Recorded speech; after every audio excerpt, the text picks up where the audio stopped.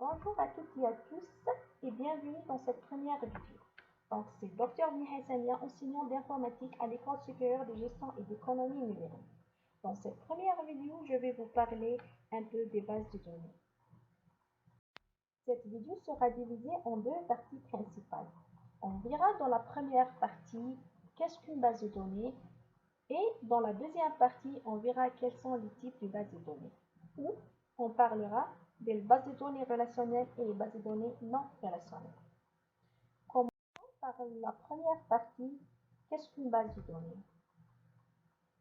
Lorsque, par exemple, vous utilisez des sites web ou des applications mobiles sur votre smartphone, ou vous demande souvent de vous inscrire et insérer des données personnelles.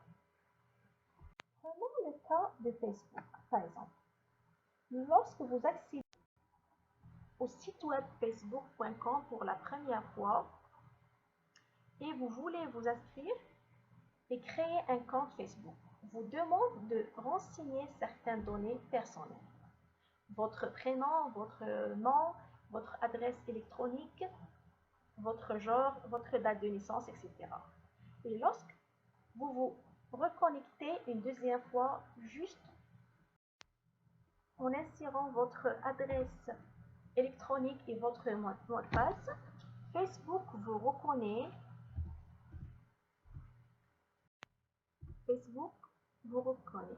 Cela signifiait que les données que vous avez insérées lors de l'inscription étaient stockées quelque part et vous êtes reconnecté. Elles sont récupérées de l'endroit où elles ont été. Et bien que les données sont enregistrées dans des bases de données. Donc, pour donner une définition aux bases de données, on peut dire qu'une base de données est un ensemble de données stockées de manière structurée, organisée et avec le moins de redondance possible. Donc, ce qui caractérise une base de données d'un ensemble de données aléatoires ou bien d'un ensemble de données quelconque, c'est que pour parler des bases de données, il faut que notre donnée soit bien organisée et structurée pour qu'on puisse bien les utiliser et exploiter avec le moindre de redondance possible. Une redondance signifie la répétition, c'est-à-dire qu'il n'y a pas de répétition de données. On ne peut pas trouver des données qui se répètent dans une base de données. Maintenant, la question qui se pose, pourquoi utilise-t-on les bases de données? Ou bien, dans quel but? Tout simplement, c'est pour deux raisons. La première raison, c'est pour assurer la qualité des données. Bien sûr, on a dit les données structurées et bien organisées sont une condition nécessaire pour qu'on puisse parler des bases de données. Pour la deuxième raison, c'est exploiter les données de manière simple et efficace de la part des utilisateurs du site web et d'applications mobiles, etc. L'usage de bases de données ne se limite pas au site web et aux applications mobiles comme on vient de voir, mais il peut s'étendre vers plusieurs domaines dans notre vie quotidienne. Lorsque, par exemple, vous effectuez une transaction bancaire, celle-ci est enregistrée dans une base de données. Lorsque, par exemple, vous achetez des produits d'un supermarché, ceux-ci enregistrés dans une base de données. Bref, les bases de données se trouvent dans tous les domaines de la vie quotidienne, que ce soit l'économie, finance, médecine, transport, l'énergie, etc. Dans tout domaine que vous pouvez penser, il y a des données qu'on peut stocker et doivent être exploitées de manière efficace. Donc, on fait référence aux bases de données. Passons à la deuxième partie de notre vidéo dans laquelle on parle des types de bases de données. Il faut savoir qu'il existe deux catégories principales de bases de données. La première, c'est les bases de données relationnelles et la deuxième, c'est les bases de données non relationnelles. Les bases de données relationnelles, c'est une base de données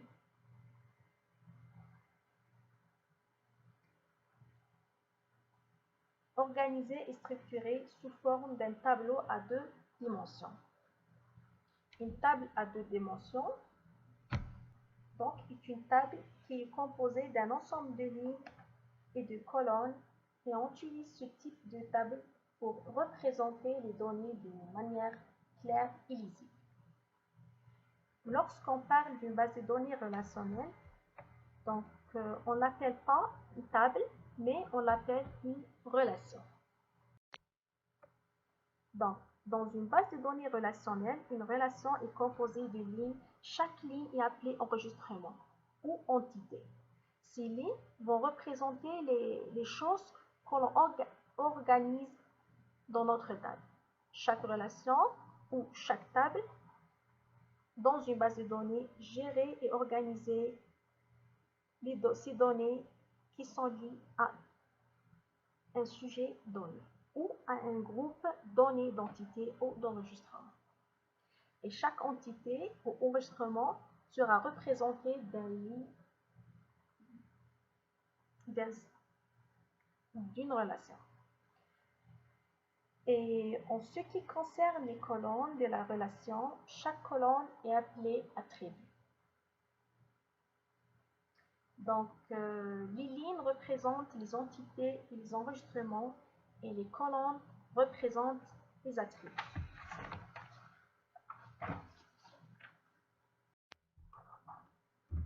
Dans une base de données, on ne peut pas trouver une seule relation, mais on trouve plusieurs tables et plusieurs relations ou plusieurs tables, où chaque relation contient un ensemble d'enregistrements liés à un sujet donné.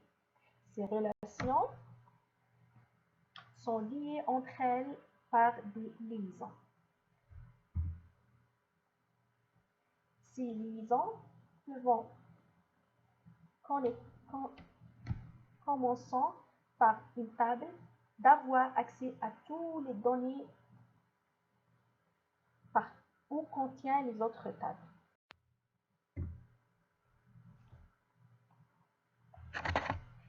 Et pour la deuxième catégorie des bases de données, c'est les bases de données non relationnelles. C'est toute base de données qui ne respecte pas les modèles relationnels qu'on vient d'expliquer tout à l'heure et considérée non relationnelle. Ce type de base de données est utilisé pour enregistrer des données non structurées et non organisées. Donc, il existe plusieurs types de données non structurées. C'est utilisé pour enregistrer des données sous forme de colonnes, sous forme de documents ou sous forme de valeurs ou bien de graphes. Toute base de données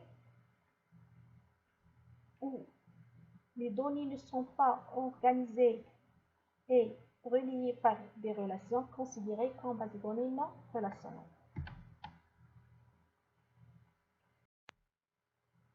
Donc là, j'ai arrivé à la fin. J'espère que cela vous a plu et vous avez pu comprendre les notions de base de données et les bases de données relationnelles. Et à bientôt. Merci.